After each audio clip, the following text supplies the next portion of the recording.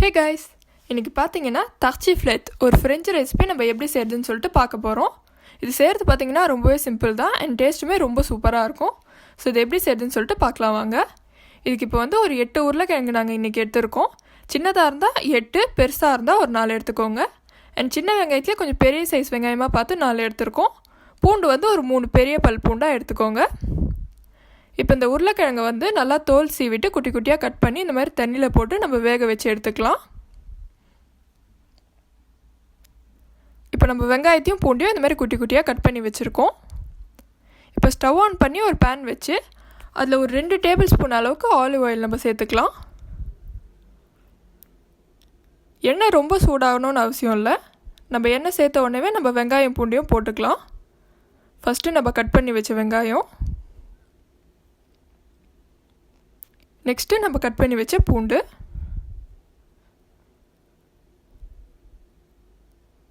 இது சேர்த்துட்டு நம்ம நல்லா வதக்கி விட்டுக்கலாம்.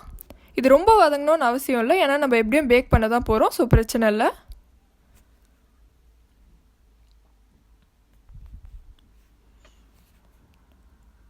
இப்போ இன்னொரு பக்கத்தில் நம்ம உருளைக்கிழங்கும் நல்லா வெந்துட்டுருக்கு.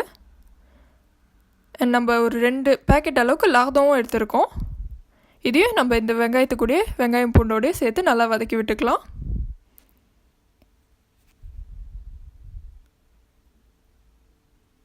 அண்ட் இது தான் வந்து நம்ம தர்ச்சிஃப்ளேட்டில் போட போகிற சீஸு. நார்மலாக ஹோப்ளோஷோன்னு சொல்லிட்டு ஒரு சீஸில் தான் நம்ம ஒரிஜினல் ரெசிபி செய்யணும். ஆனால் இந்த சீஸ்லையுமே நம்ம செய்யலாம். ஸோ இதை நம்ம பிரித்து கட் பண்ணி எடுத்துக்கலாம். ஃபுல்லாக நம்ம ஒரு சீஸ் அப்படியே யூஸ் பண்ண போகிறோம்.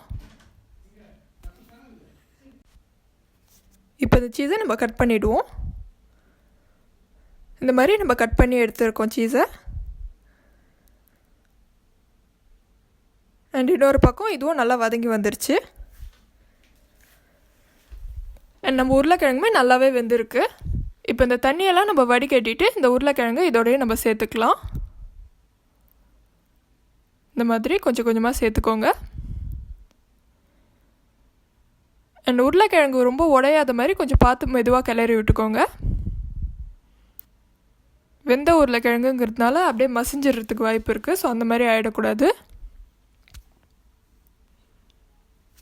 அண்ட் இதோட இப்போ நம்ம பெப்பர் சேர்க்க போகிறோம். உப்பு சேர்க்க வேண்டாம், ஏன்னா இதில் இந்த லாக்டோன்லேயே நிறைய உப்பு இருக்கும் அண்ட் சீஸ்லேயுமே உப்பு இருக்கும். ஸோ உப்பு கண்டிப்பாக சேர்க்காதீங்க. ஸோ இந்த மாதிரி நல்லா தேவையான அளவுக்கு பெப்பர் சேர்த்துக்கலாம்.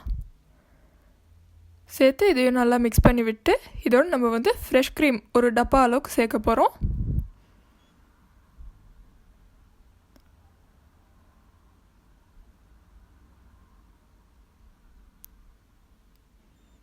ஊற்றி இதை நல்லா மிக்ஸ் பண்ணி விட்டுக்கலாம்.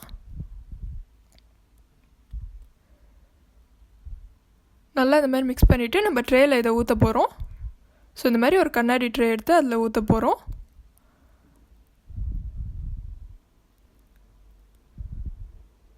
அண்ட் இதை நல்லா ஈவன் பண்ணி விட்டுக்கலாம். அண்ட் இப்போ நம்ம சீஸை எடுத்து இது மேலே வச்சுக்க போகிறோம். இந்த மாதிரி வச்சு நம்ம பேக் பண்ணிட வேண்டியது தான். ஸோ அவ்வளோதான், பேக் பண்ணி வந்துருச்சுன்னா இந்த ரெசிபியே முடிஞ்சுது. ஸோ செய்கிறது உண்மையிலே ரொம்ப சிம்பிள். இப்போ ஒரு 200 டிகிரியில் ஒரு 30 நிமிஷம் நம்ம பேக் பண்ணி எடுக்க போகிறோம்.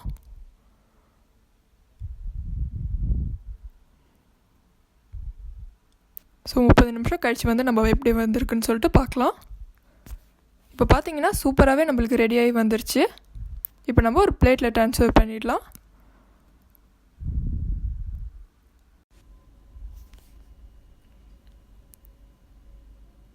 இப்போ நம்ம இதை டேஸ்ட் பண்ணி பார்த்துடலாம்.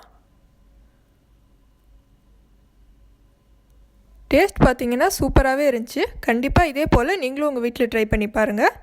இந்த வீடியோ உங்களுக்கு பிடிச்சிருந்தா லைக் பண்ணுங்கள், ஷேர் பண்ணுங்கள். நம்ம சேனலுக்கு சப்ஸ்கிரைப் பண்ணி சப்போர்ட் பண்ணுங்கள். தேங்க்யூ. Bye guys.